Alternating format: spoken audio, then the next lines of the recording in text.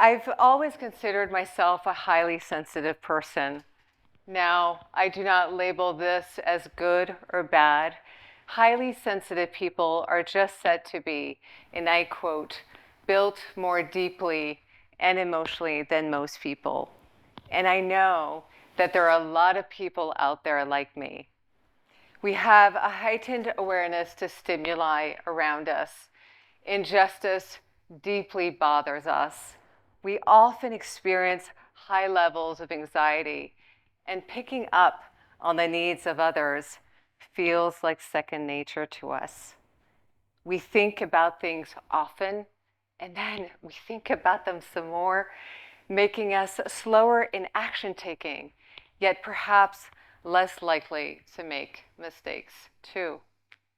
This is said to make for very effective leaders, whilst ironically, fast action taking over slow, mature thinking is still conventionally praised within the realm of leadership efficacy. Now, if you're standing on the verge of a global crisis or a pandemic of any sorts, this might stand true, but I'll let you be the judges on this one tonight.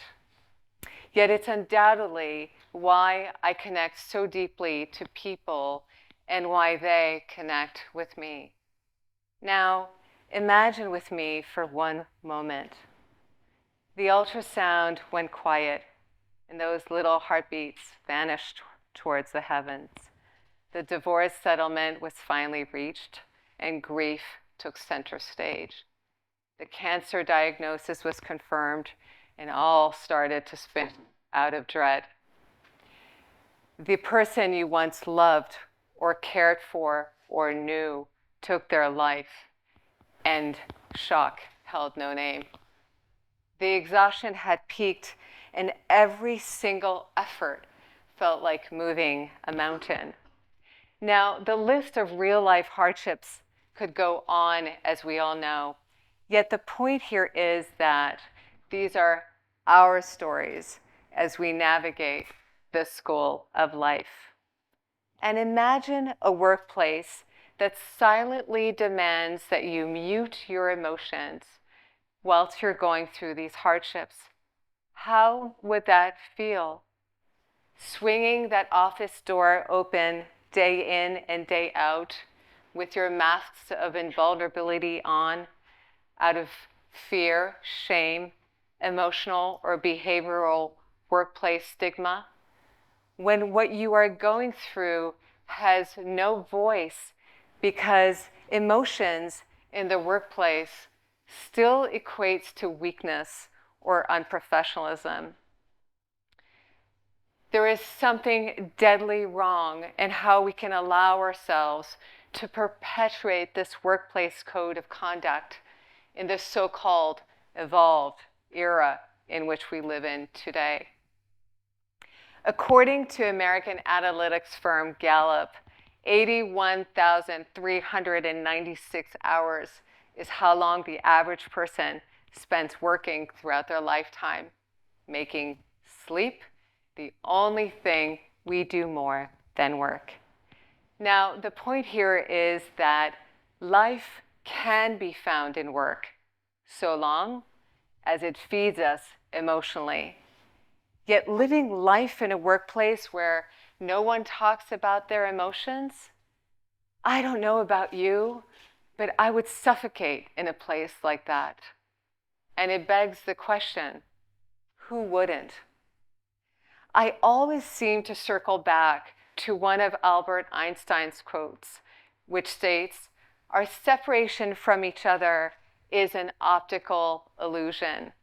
The greatest tragedy of human experience is the illusion of our separateness." You see, the assumption that we are disconnected from each other is as prevalent an undercurrent thematic in our society as it is at work. As Harvard Medical School psychologist Susan David once said, "Only dead people never get stressed." Now, it's her joke, not mine, but it's good, isn't it? She goes on to say that only dead people never get broken hearts or experience the disappointment that comes with failure. Tough emotions, she says, are part of our contract with life. Yet, isn't it funny, though, that when we think of our workplace, the lesser the human component there is, the more professional it looks? I'm the managing director of a French global fashion brand and the founder of a non-for-profit organization that champions emotional inclusion in their workplace. Now, here is the catch. I'm caught in between two worlds that still don't see eye to eye when it comes to the relevancy of workplace emotions. Too few companies implement the proper resources to cultivate emotionally inclusive pillars to sustainably anchor productivity, innovation, creativity, and connection. Too few companies still understand the dire need to instill medicalized and confidential platforms within their organizations to oversee and promote the mental health of their employees. My mission is to reconcile these two worlds. Our emotions are our weapons of sorts. They allow us not just to survive, but also to thrive, and this since the beginning of time. Now, to reassure you all, I'm not here to preach to you about emotional mastery, but rather to shed light on how to put into action the proper set of emotional values and solutions that align with the new workforce of today. And call it sad, call it ironic, or plainly put, incomprehensible, we are still having to prove the fidelity of data within this arena. And trust me, it is no easy feat. I've written an entire book about it called Emotional Inclusion, A Humanizing Revolution at Work. In its foreword, Dr. Amy Edmondson, Harvard professor and the brilliant originator of psychological safety, is quick to confidently state that workplaces that have both psychological safety and emotional inclusion will make it possible for everyone to contribute and thrive. Yet I can't help but still wonder, why isn't it that being professional and being emotional cannot be positively associated instead of clashing together into one big taboo? According to a 2022 survey on the C-suite and workplace wellness led by Deloitte, 68% of employees and 81% of the C-suite say that taking care of their well-being is now more important to them than advancing their career. And for the 3 billion people working in the world today, a study led by Gallup in 2022 found that 60% of people are emotionally detached at work and 19% are miserable. Now, is this not enough of an inkling for us to take action and change these emotional organizational dogmas that we have today? It's now common that when we refer to employees who are navigating their emotions well, that we refer to them as having emotional intelligence or high EQ, which centers all around the knowing of how to navigate our emotions and the emotions of the people we interact with. Yet here's the catch.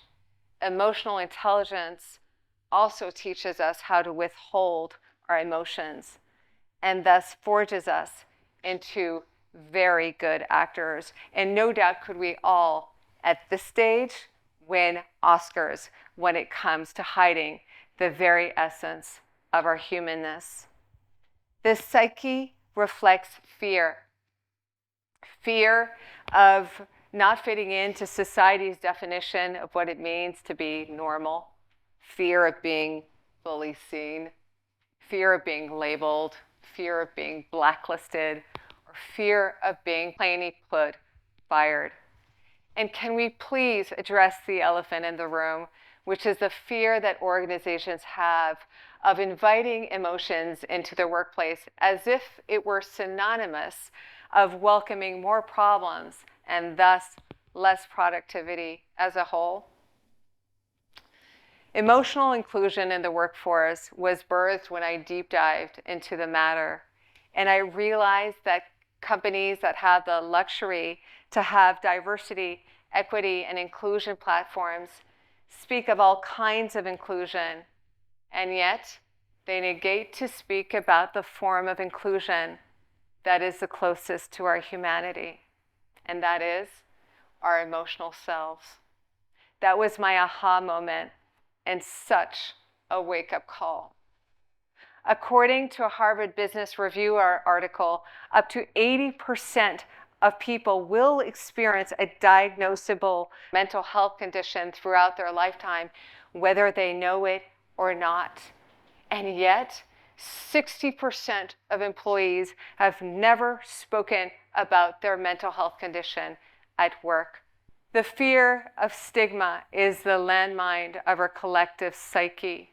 If we walk on that landmine today, we all stand a grand chance of blowing ourselves up. When the feeling goes, the thinking goes. Communication without emotion is not effective. Unused creativity is not benign. It's costly.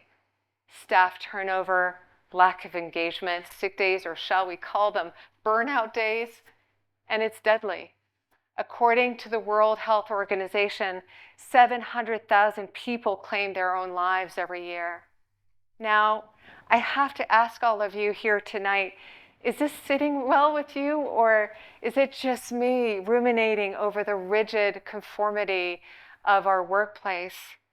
Tackling emotional discomfort is where it's all at.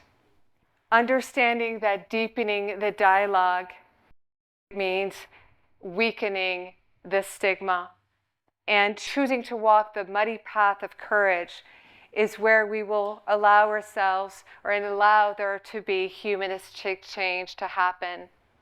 But all of this calls for action.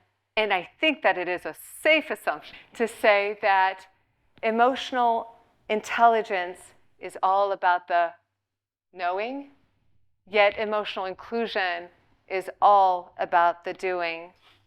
Inclusion is a verb, and add in the emotional component to it, and we've got ourselves an actionable roadmap in making emotions the fuel to create meaningful connection and purpose. Now, let's take the example of Alice and look at 3 scenarios of hers that reflect what an emotionally inclusive landscape could look like. Scenario 1. Alice has just returned from a painful trip. She has just returned from the funeral of her best friend. Late on an assignment, she goes to see her CEO, who invites her in, and they speak at great lengths. He tells her that he delegated her assignment to one of her colleagues and tells her not to feel ashamed or feel bad about it in general. You see, emotionally inclusive leaders respect the humanity of the individuals they employ by walking their talk. Scenario 2, Alice is exhausted. She hasn't slept well in days. She has a sick child at home, and she opts to leave the office early. One of her colleagues, who knows nothing about her situation, but sees how visibly tired Alice is, tells her to take care. Emotionally inclusive workplaces forego all false assumptions and misleading judgments. Scenario 3. Alice's mother just passed. She takes the necessary time off, but grief is a wound that takes time to heal. Her productivity declines, and she knows it. And she chooses to tap into the therapy that is provided by her workplace.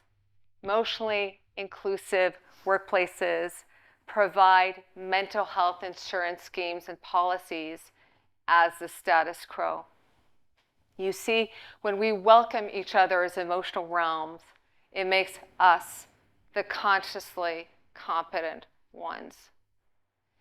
Psychological studies have found that one of the biggest end-of-life regrets is not showing up in life as our real selves and living life out loud, being forthcoming with our emotions, and having the courage to tell people how we really feel.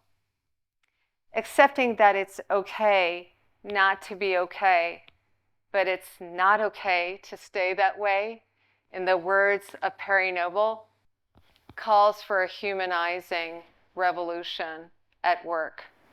Come what may, emotional inclusion drives that momentum towards getting better, personally, organizationally, and societally.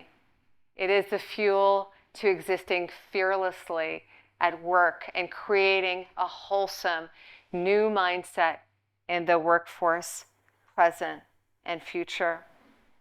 It is unity in action in rethinking our workplace ethos, values, and vision.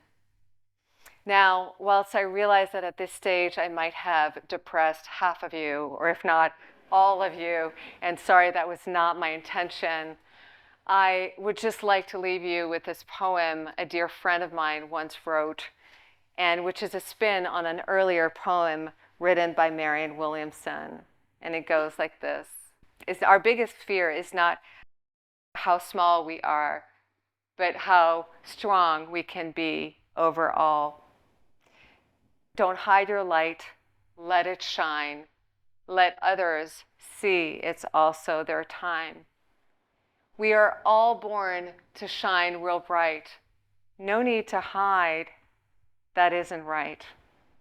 Let your light out, let it play, and give others the courage to do the same way. Perhaps is this the most powerful reconciliation of all in creating a conspiracy of humanness that only those who will welcome emotional inclusion will ever know. Thank you.